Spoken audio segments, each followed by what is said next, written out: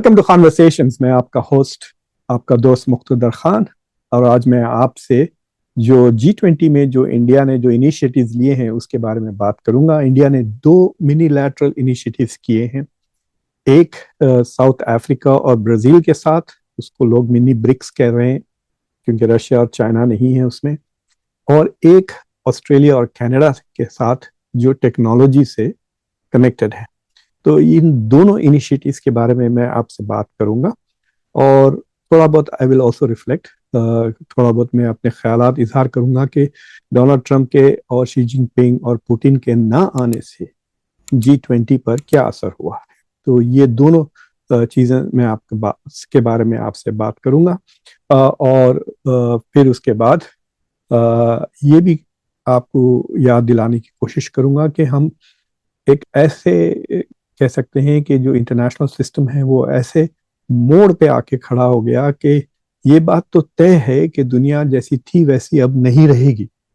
दुनिया जैसी थी वैसी अब नहीं रहेगी, लेकिन ये बिल्कुल पता नहीं कि कैसे रहे। तो the future is not clear, but we are certain that the past is not going to be repeated.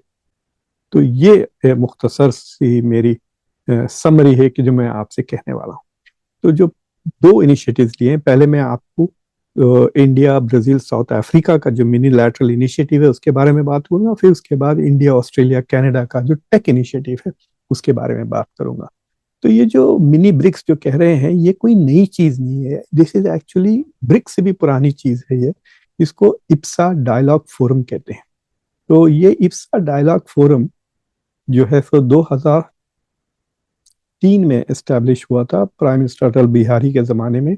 और मनमोहन सिंह ने उसको काफ़ी इम्पेटस दिया था। तो आइडिया ये था कि तीन मुख्तलिफ कॉन्टिनेंट से, साउथ अमेरिका, अफ्रीका और एशिया से, तीन democracies of the global south वो साथ में आएंगे और they will try to make the world a better place, दुनिया को और एक बैलेंस्ड और फेयर वर्ल्ड।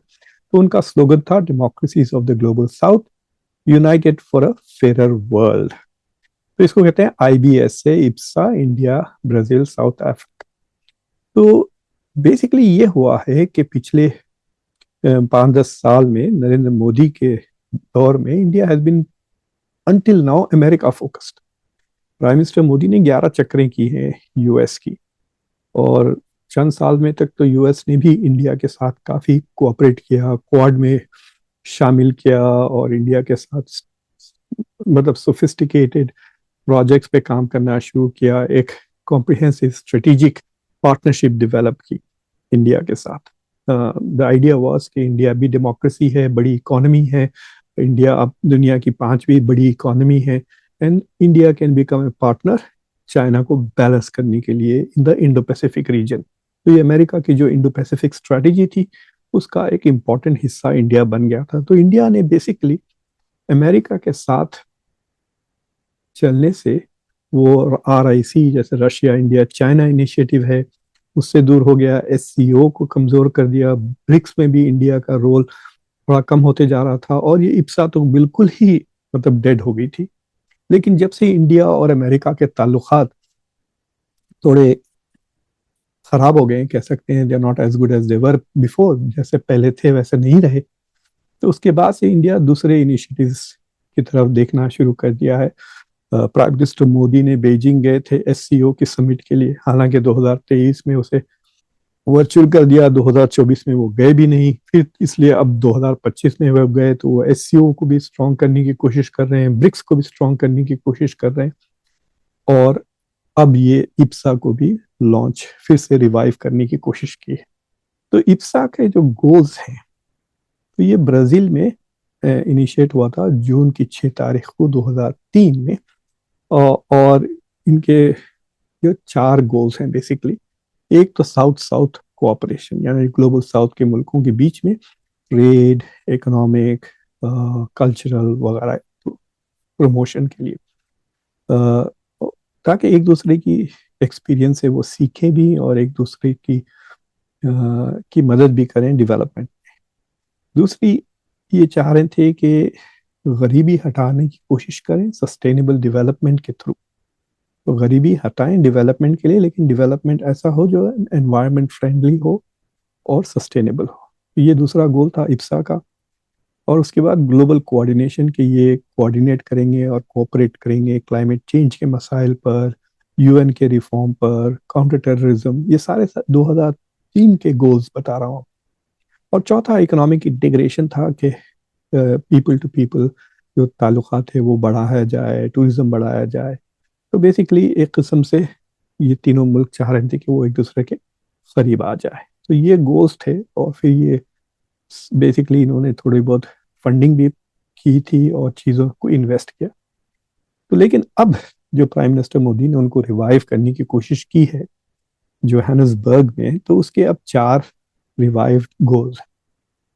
और वो गोल एक है कि यूएन सिक्योरिटी काउंसिल रिफॉर्म। तो इसमें ये तीनों मुल्क चाहते हैं कि उनको P5 से जाकर P8, मतलब there is a group of 4 कहते हैं, जिसमें जर्मनी, जापान, ब्राजील और इंडिया है, जो सब चाहते हैं कि इन सबको भी परमानेंट मेंबर्स बना दिया जाए यूएन सिक्योरिटी काउंसिल का। और फिर लोग कहते हैं कि भाई अफ्रीका को भी एक सीट दिया जाए या 2 सीटें दिया जाए, और अफ्रीका में अगर 2 सीटें जाती है या एक भी जाती है तो वो साउथ अफ्रीका को जाना चाहिए, उसका हक बनता है। तो बेसिकली ये सारे तीनों मुल्क अब फोकस करेंगे यूएन सिक्योरिटी काउंसिल रिफॉर्म के लिए। Basically they want a seat at the table, कि दुनिया की जो डिसीजंस होते हैं यूएन सिक्योरिटी काउंसिल में, उसमें ग्लोबल साउथ का कोई रोल नहीं है सिवाय चाइना के। तो वो चाहते हैं कि अब ये जो नए डेमोक्रेसीज हैं इनको भी एक रोल मिलना चाहिए। ये तो इंडिया का पिछले 4-5 साल से ये एक किस्म से तकिया कलाम बन गया है, यूएन सिक्योरिटी काउंसिल रिफॉर्म। हालांकि कोई प्रोग्रेस नहीं हुई है, ना यूएन में हुई है, ना वर्ल्ड बैंक में हुई है, ना आईएमएफ में हुई है। फिर जो दूसरा है एनहांस काउंटर टेररिज्म कोऑपरेशन, तो ये बड़ा इंटरेस्टिंग है। ये सब इंडिया का एजेंडा है। ना साउथ अफ्रीका को टेररिज्म का प्रॉब्लम है, ना ब्राजील को। So I don't know why they would want to collaborate, और इंडिया को क्या मदद वो कर सकते हैं। सो इंडिया का ये एजेंडा है, हर इंटरनेशनल फोरम में India is trying to use this. जो तीसरा मुद्दा है वो क्लाइमेट फाइनेंस और ग्लोबल साउथ का है, कि जो ग्लोबल साउथ के मुल्क हैं उन पे क्लाइमेट का ज़्यादा असर होता है। जैसा आपने देखा, जब साउथ में अर्थक्वेक्स होते हैं तो लोग सौों की तादाद में मरते हैं। फिर बारिश भी होती है, अर्थक्वेक्स भी आते हैं। तो इस तरह से there has to be some relief for the global south. और फिर जो कर्जे वगैरह लिए हैं उसे माफ़ भी करा है। और जो फोर्थ एजेंडा ये चाह रहे हैं डिजिटल ट्रांसफॉर्मेशन और टेक्नोलॉजी ट्रांसफर। वो चाह रहे हैं कि अमीर मुल्क ग्लोबल नॉर्थ के ग्लोबल साउथ को टेक्नोलॉजी दें। जैसा इंडिया चाहता है कि जेट इंजन ले अमेरिका से, एआई की टेक्नोलॉजी आए, चिप्स वगैरह भी वहाँ से आए नॉर्थ से। सो दे इट इज़ एन अटेम्प्ट, मतलब वो एजेंडा तो वही पुराना है कि भाई हम गरीब मुल्क हैं, हम अंडर डेवलप्ड हैं, हमें मदद चाहिए नॉर्थ की टू डेवलप।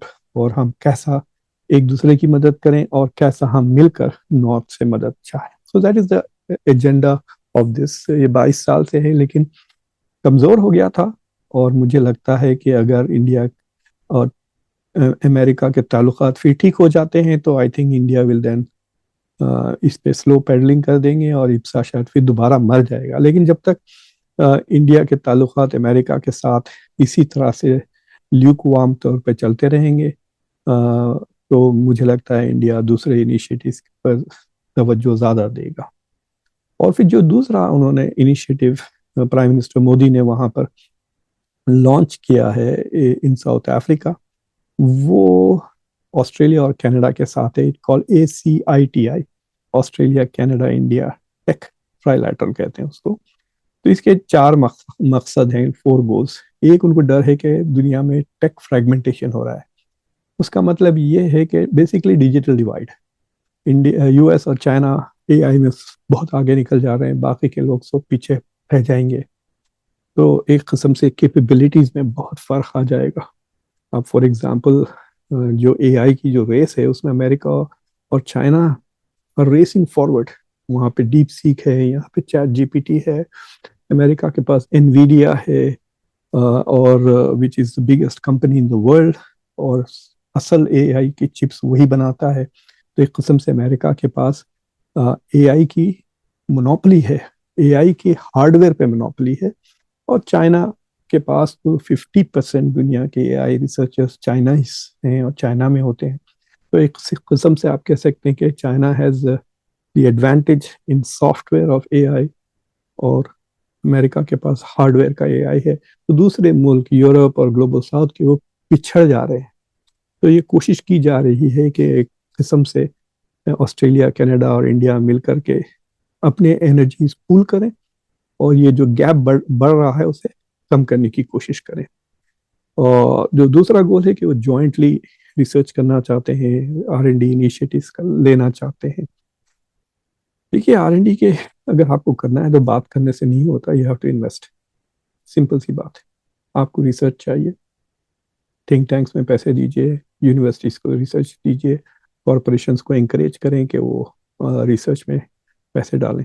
तो you have to be tax heavy, and अगर इसमें रिसर्च में इन्वेस्ट करना है you have to have funding, वरना नहीं होगा। तीसरा फिर वही सप्लाई चेन्स की बात है, डी रिस्किंग, डिपेंडेंसीज। जो चाइना पे जो डिपेंडेंसी है खासतौर से रेयर अर्थ मिनरल्स को लेकर, उससे वो बचने की कोशिश कर रहे हैं, क्योंकि इंडिया, कनाडा और ऑस्ट्रेलिया तीनों के पास काफ़ी ज़्यादा रिजर्व्स हैं ऑफ रेयर अर्थ मिनरल्स। ये और बात है कि उनके पास उनको निकाल कर उनको प्रोसेस करने की टेक्नोलॉजी नहीं है, वो सारी की सारी चाइना के पास है। और एक चौथा जो गोल है इस इनिशिएटिव का, वो मुझे अजीब सा लगा, ग्लोबल साउथ का फोकस।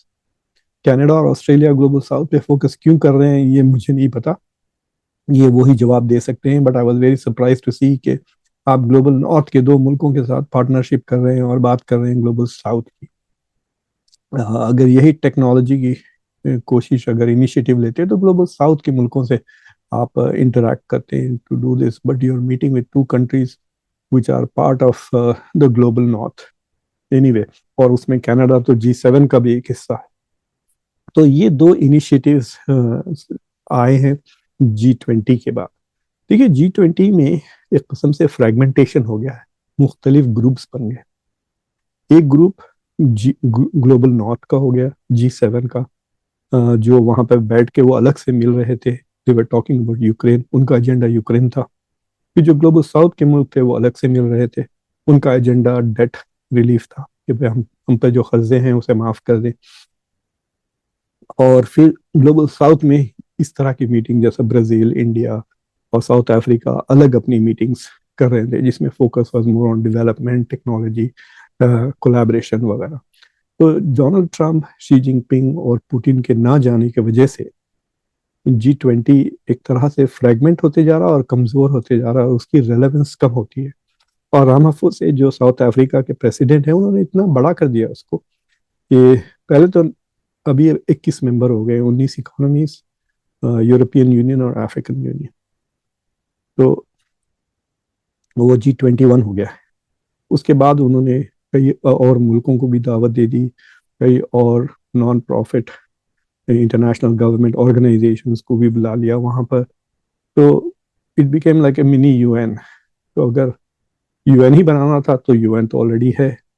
सो आई थिंक एक के साउथ अफ्रीका की जो आप कह सकते हैं इसको डेमोक्रेटाइजेशन जो कोशिश कर रहे हैं, वो G20 का मकसद ही था to take the main players to make decisions quickly, जिसका असर ग्लोबल।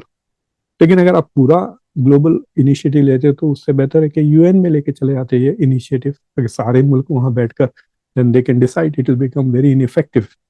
तो मुझे लगता है कि ये जो G20 था, इट्स अ टर्निंग पॉइंट। अब देखते हैं अगले साल क्या होता है, US में है, and US will completely reverse ये सारा जो एजेंडा साउथ अफ्रीका ने सेट किया है, वो बिल्कुल वो नेगेट कर देंगे। तो एक किस्म से इंस्टीट्यूशनल मोमेंटम और कंटिन्यूटी भी नहीं रहेगी मुझे लगता। तो एनीवे, तो ये मैं आपके साथ शेयर करना चाह रहा था कि दो नए इनिशिएटिव्स में इंडिया ने पार्टिसिपेट किया। एक पुराना इनिशिएटिव है IPSA, India, Brazil, south Africa का, जिसको वो रिवाइव करने की कोशिश कर रहे हैं, जिसका मेन एजेंडा आप ये कह सकते हैं कि ग्लोबल साउथ का कोऑपरेशन और इंटीग्रेशन बढ़ाना। और जो दूसरा है वो ग्लोबल नॉर्थ के मुल्कों के साथ है, कनाडा और ऑस्ट्रेलिया के साथ, और ये बेसिकली टेक कोऑपरेशन है। कोशिश ये है कि चीन और अमेरिका के से ज़्यादा पीछे ना रहे। तो anyway, thank you for watching conversations. और अगर आपने अभी तक चैनल को सब्सक्राइब नहीं किया है तो प्लीज़ चैनल को सब्सक्राइब करें, वीडियो को लाइक करें, बेल आइकॉन ज़रूर दबाएं और इस वीडियो को दूसरों के साथ ज़रूर शेयर करें। अंटिल नेक्स्ट टाइम, मैं आपका होस्ट, आपका दोस्त मुख्तदर खान। Take care.